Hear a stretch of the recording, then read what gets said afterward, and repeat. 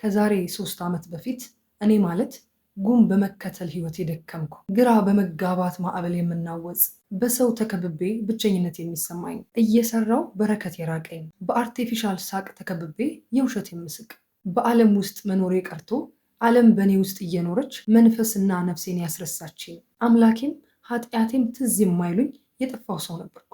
ለጻድቃኔዋ ማርያም ግን ይህን ውሃ ውሃ የሚል ህይወት ወደ ወይን ለመቀየር 15 ቀን ብቻ በቂ ነበር። በዛሬው ቪዲዮ የጻድቃኔ ማርያም እንዴት ይህንን ታሪክ እንደቀየረችውና በዚህም የመንፈሳዊ ህይወት ጉዞዬ የተማርኳቸውን ነገሮች በሙሉ አንድም ሳላስቀር ላካፍላችሁ እኔ ተዘጋጅቻለሁ። በመጨረሻም ከልብ የሆነ ምርቃት መርቃችኋለሁ። ስለሆነም እስከ መጨረሻው ድረስ ከኔ ጋር እንድትሆኑ በእግዚአብሔር ፍቅር ጠይቃችኋለሁ። ሰላም፣ እንዴት ናችሁልኝ ውድ ቤተሰቦቼ? እኔ በጣም ደህና ነኝ፣ እግዚአብሔር ይመስገን። እንደ ከዚህ ቀደሙ ሁሉ የዩቲዩብ ቤተሰብ የሆናችሁ ሁላችሁ ቪዲዮውን ላይክ በማድረግና እኔ ያኔ የነበርኩበትን አይነት ህይወት አሁን እያሳለፉ ያሉ እህት ወንድሞቻችሁ ካሉ ለእነሱ ሼር እንድታደርጉላቸው፣ አዲስ የሆናችሁ ደግሞ ይህን መንፈሳዊ ቻናል ሰብስክራይብ በማድረግ ቤተሰብ ሆኑ።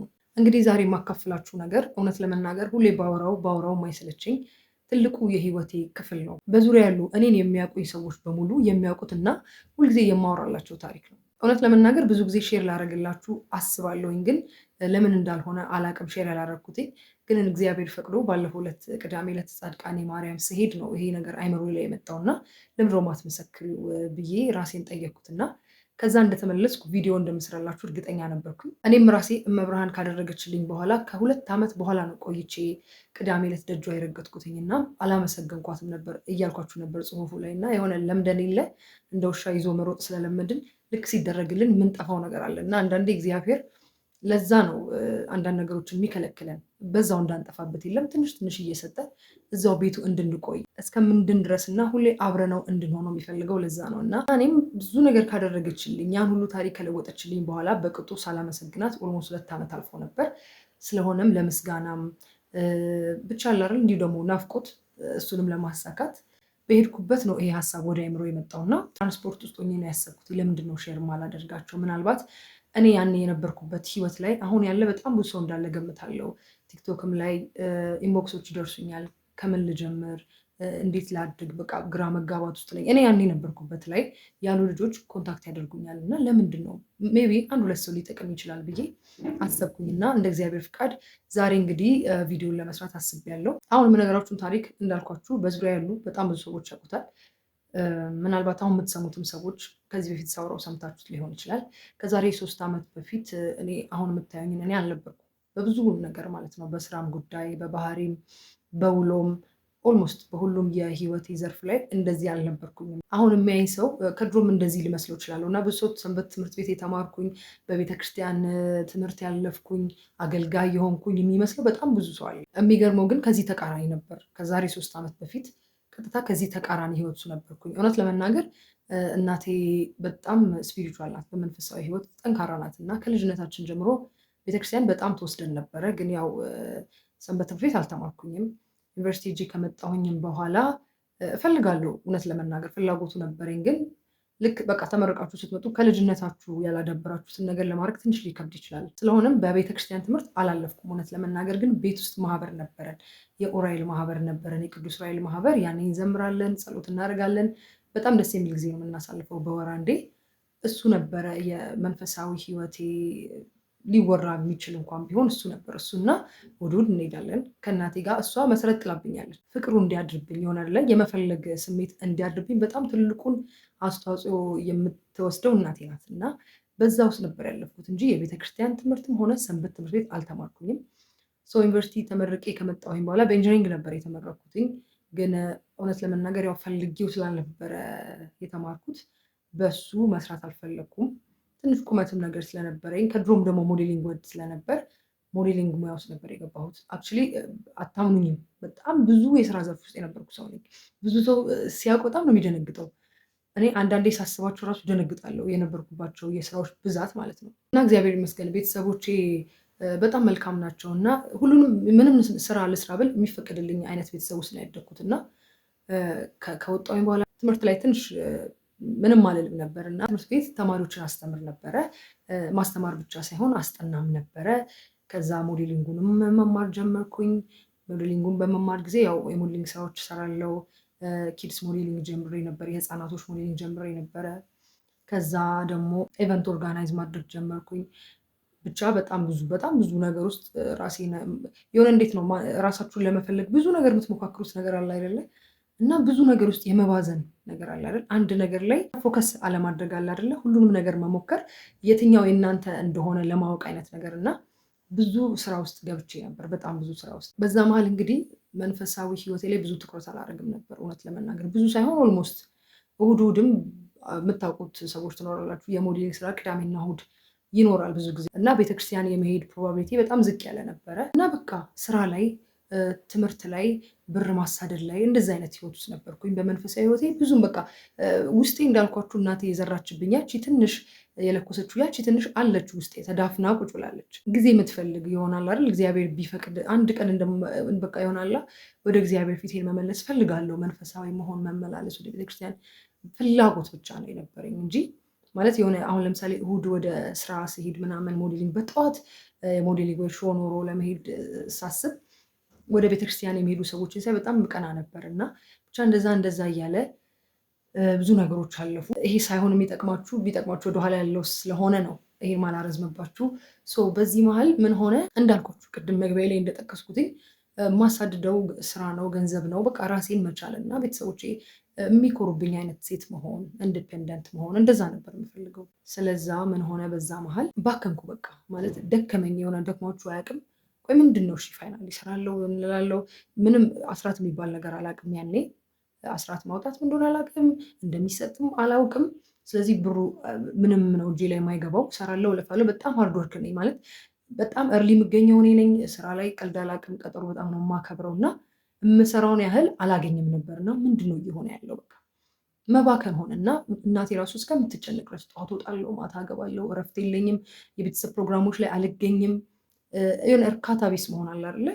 ለመደሰት ትሞክራላችሁ ግን ምንም ደስተኛ አይደላችሁ። ብዙ ሰው አለ፣ ብቻችሁን ናችሁ። ከዛ ደግሞ ግራ ትጋባላችሁ። ዴስቲኔሽን ወይንም በቃ የኔ መድረሻ የት ነው? በቃ እንደዚህ እየበከንኩ ነው የምኖረው። ከእግዚአብሔር ጋር መቼ ነው የምገናኘው? መቼ ነው አምላኬ ጋር ምደርሰው? እንደዚህ አይነት ጥያቄዎች በቃ ሁሌ በተለይ ልተኛ ስል በጣም የሚረብሹን ጥያቄዎች ነበሩ። ጸሎት ማድረግ አይታሰብም። ምናልባት እንደው ከበረታው አባታችን ይብል ነው።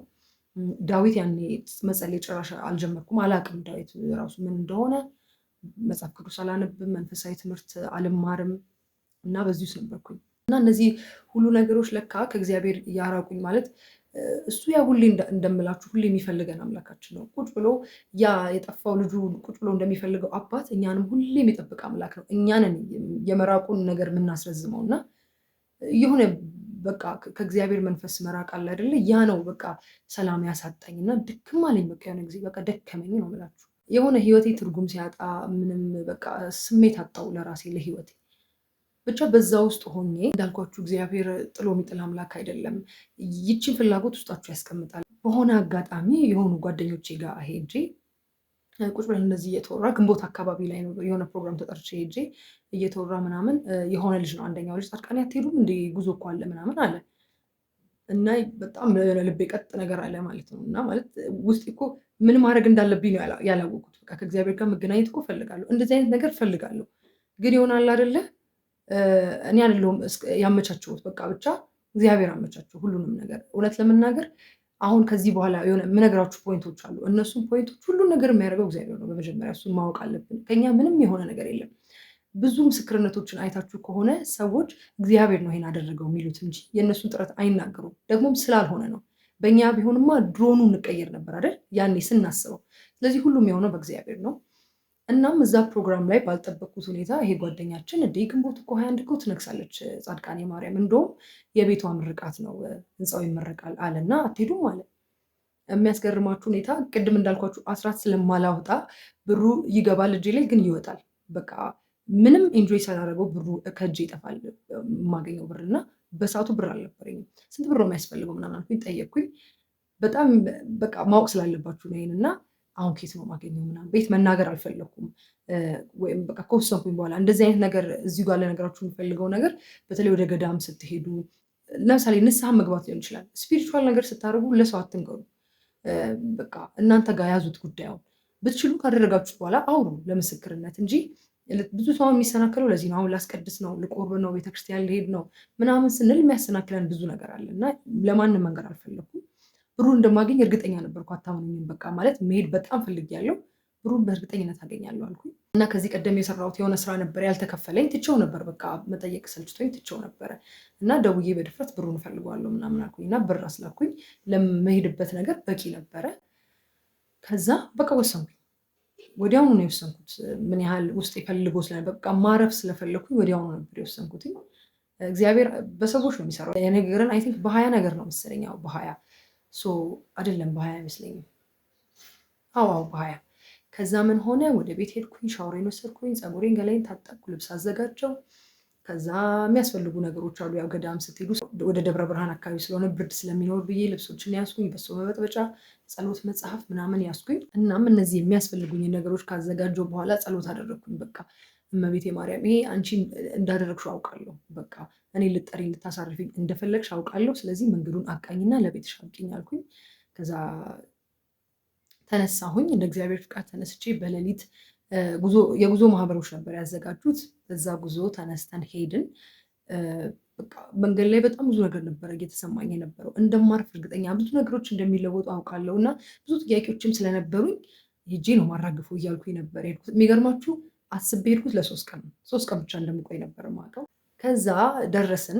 ደብረ ብርሃን አልፈን የሆነች ኮረኮንች መንገድ አለች ወደ ጻድቃኔ የምትወስደው። እዛ ጋር ስንሄድ የሚገርማችሁ የሆነ የሚታይ መንገድ አለ እና እሱ መንገድ ላይ የዓመቷ ነው። ኦልሞስት መንገዱ ተዘጋግቷል።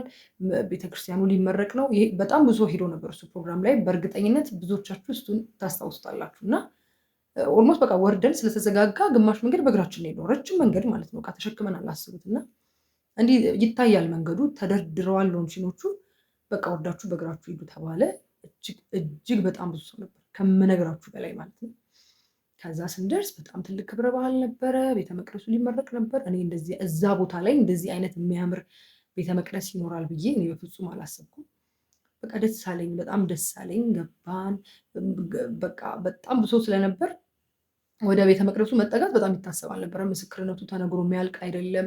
በጣም ትልልቅ አባቶች ነበሩ፣ መምህራን ነበሩ። በጣም የሚገርም ጊዜ ነበር። በጣም የሚገርም ኮመንት ላይ እንዲሁም በዛን ሰዓት ቤተ መቅደሷ በተመረቀ ሰዓት አይ ቲንክ 2015 ላይ አይደል? እና በዛ ጊዜ የነበራችሁ ሰዎች ካላችሁ ኮመንት አድርጉልኝ። እና በጣም የሚገርም ነበረ የነበረው ስሜት።